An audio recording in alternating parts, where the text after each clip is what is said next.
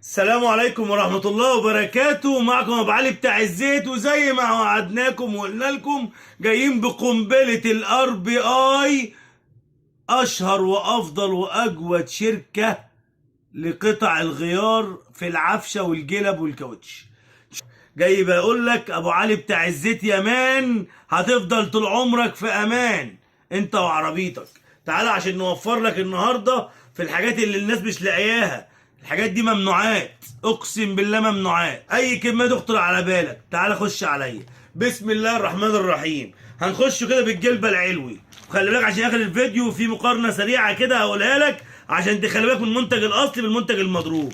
الجلبه العلوي الار بي اي، نتكلم على موديلاتنا بسرعه. جيمبي، كينج لونج، فوتون، اسراوي، تويوتا من 90 ل 2004. عفشه في الكامل. معانا الجلبه العلوي الكبيره ب 175 جنيه بدل 225 جنيه، فرق 50 جنيه في الجلبه. معانا الجلبه الصغيره اقسم بالله ارخص من التايلاند العاديه ب 125 جنيه بدل 200 جنيه. معانا الجلبه السفلي، الجلبه السفلي دي والله ما كان حد لاقيها. جميل. الجلبه السفلي النهارده معانا ب 180 جنيه بدل 250 جنيه.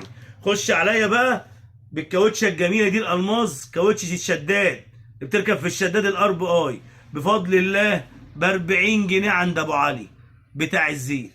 خش عليا كده. طبعا بقى انتوا مش هقول لكم بتتباع بكام. بكاوتشه الميزان الاستبلايزر ارخص من الصين بفضل الله ب 35 جنيه. خش بعد كده بقى على كاوتشه المرجحه اللي ورا بتاعه الشاسيه، كاوتشه السوسته ب 25 جنيه. الحاجه الفلافليه الصغنونه الالماظ الصغننه دي ب 9 جنيه بس بتاعت الاستبلايزر. خلاص ارجع لي ورا بقى كده. خش على جلبه السوسته. جلبه السوسته ممنوعات، والله ممنوعات، اقسم بالله ممنوعات، ب 125 جنيه بدل 175 و200 جنيه. اخر فيديو بقى كنت عايز اكلم سيادتك عليه. الجلبه الار بي اي ما بيتكتبش عليها ميد ان تايلاند، بيتكتب على الورقه بتاعتها. ده رقم واحد. اوعى تشتري جلبه ار بي اي من عند التخين، من عند ابو علي ما تشتريهاش مفتوحه. الجلبه الار بي اي اشتريها مقفوله مبرشمه. ليه؟ الجلبه العلوي والسفلي، الجلبه العلوي مكتوب عليها ار بي اي، الجلبه السفلي من فوق حديد. بسم الله الرحمن الرحيم. هنفتحها بس انا هطلعها لواحد حبيبي يعني. الجلبه معلهاش اي معلومات تدل ان هي ار بي اي. ايه اللي بيخليني اقول لك كده؟ ان في انواع نازله مسلفنه مع احترامنا للشركات طبعا، شركات كويسه وكويسه جدا لكن ما توصلش لدرجه الار بي اي. تمام. لو اشتريتها مفتوحه الله اعلم بقى هتعرفها منين ار بي اي. الشيخ الصناعيه اللي يقول لك انا افهم وما افهمش ما تشغلش بالك بيه، خليك شاري حاجتك مبرشمه.